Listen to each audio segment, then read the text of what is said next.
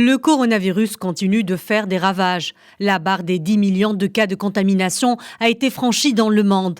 Les États-Unis sont le pays le plus endeuillé.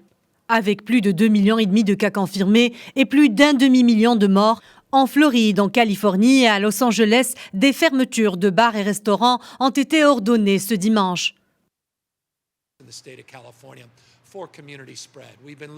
Le nombre de patients hospitalisés à cause d'une infection liée au Covid-19 a bondi de 32% au cours des 2 dernières semaines.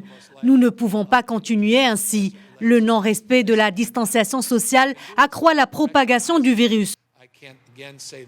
Au Royaume-Uni, près de 2500 cas de coronavirus ont été confirmés dans la ville de Leicester.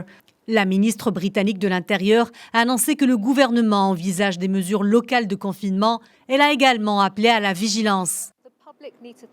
Je ne peux imaginer rien de pire que d'avoir une nouvelle vague de ce terrible virus. Il y aura un soutien apporté à la ville de Leicester. Nous collaborons actuellement avec le ministre de la Santé pour mettre en œuvre de nouvelles mesures.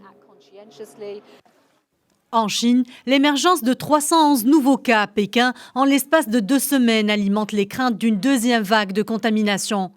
Dimanche, les autorités locales ont annoncé le confinement du canton d'Anxin, situé à 60 km au sud de Pékin. Un retour au point de départ causé par la découverte d'une dizaine de cas liés au rebond épidémique dans la capitale. Mais l'épicentre de la pandémie se situe désormais en Amérique latine et notamment au Brésil, deuxième pays le plus touché après les États-Unis, avec près de 60 000 décès et 1 million de cas de contamination.